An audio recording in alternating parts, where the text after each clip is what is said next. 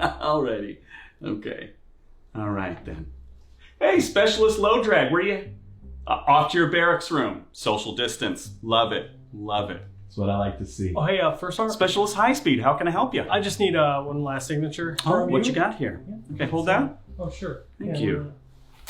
Put my little ID card in here. This seems to be a leave form. Roger, First Sergeant. I'm getting out of the military. Coming up on my 4 years and ready to try something new, something different. Terminal leave? Yes, you're, First you're Sergeant. going on terminal leave? Roger, First Sergeant. Well, gosh, you know, I mean, you were such a good soldier on the line. We hate to lose you.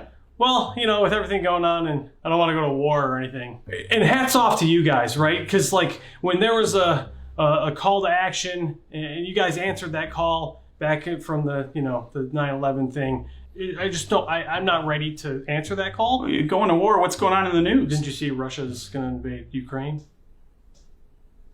Well, what's that got to do with us? Or we're kind of like Team America World Police. Oh, yeah, we are NATO. I see. I see. Well, you know, hate to lose you, but you got college planned out, right? Well, not yet. I feel like I probably have to go to college for what I want to do. But eventually we'll get that. We'll cross that bridge when it comes. Okay. Well, your family probably has a family business. You're just going to join them, right? Okay. What, a friend has offered you some sort of stable employment? No. What about your Camaro? You paid that off. No. You.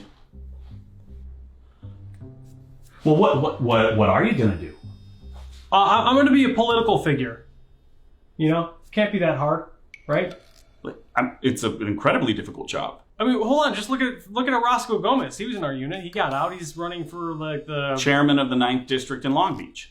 Yeah, that thing. Yeah, that thing is an important piece of local governance. And he was in the military for something like 12 years, and he has a lot of experience leading both personnel and missions and can translate that into assisting an entire community. What leadership skills do you possess? I did air assault school. What would air assault have to do with leading a community? 12-mile ruck march. Completed it. It shows I have endurance. I can endure the community. Okay, well, politics then. Well, what's your affiliation then?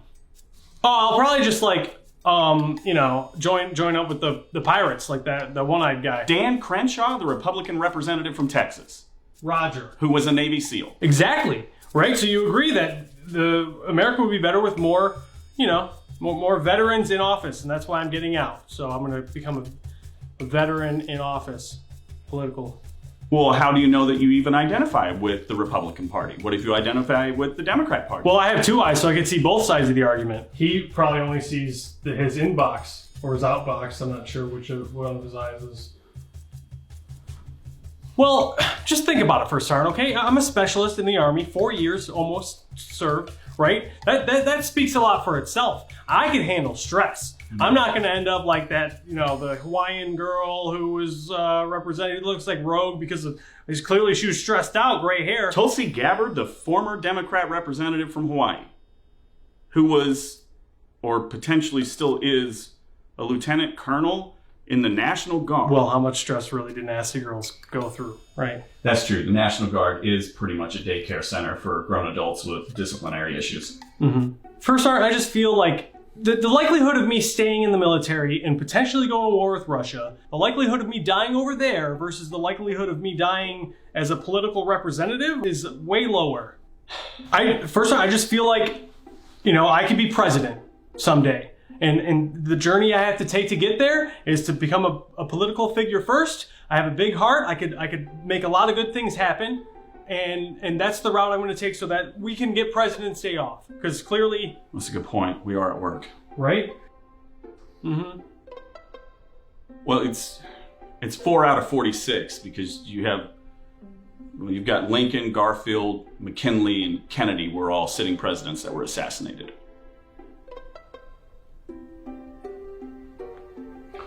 Well, what about, like, you know, the regular political figures? It's not like they... Funny you should ask. Hold that.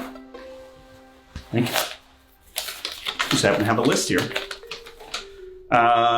Alexander Hamilton. Hold on, First Star. That was a long time ago, and he got a play out of it. So, I mean, he's famous. Yeah, so. because he was killed.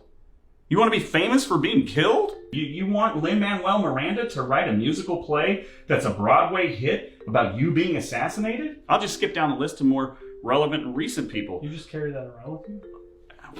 After the whole thing with my wife, just... What happened with your wife? This isn't about me. This is about you. So let's stay on task here. Linda Collins Smith from Arkansas. James Davis, New York. Mark Hayes, Texas. Mike McLeland, Texas. Listen, you do not want to go out that way. All right, that was not good. Clementia Pickney from South Carolina. John Roll from Arizona. Christopher Stevens, Libya. That was the Benghazi incident. There was a whole thing. Tommy Burks from Tennessee. Bill Gwatney from Arkansas. A lot of things happening in Texas and Arkansas. Robert F. Kennedy. Look, there's a whole thing with that family. Just be glad your last name isn't Kennedy, you know? Harvey Milk, California. He was a Democrat.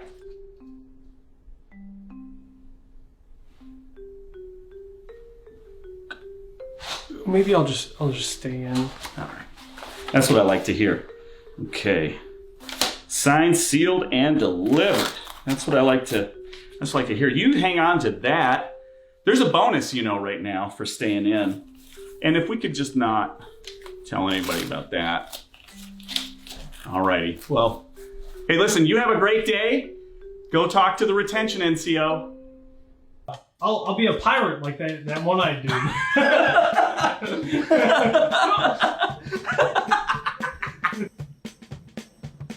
What about your Camaro? You paid that off. Not yet. I think we got it pretty good. Yeah, or Amy Schumer. She writes funny comedies. She writes? No. Have you seen her stand up? Mm-mm. She don't write anything. Okay. Yeah. Chairman of the 9th District in Long Beach. Yeah, that thing. Yeah, that's an important piece of local governance. Yeah, that thing. Well, I have two eyes, so I can see both sides of the fence.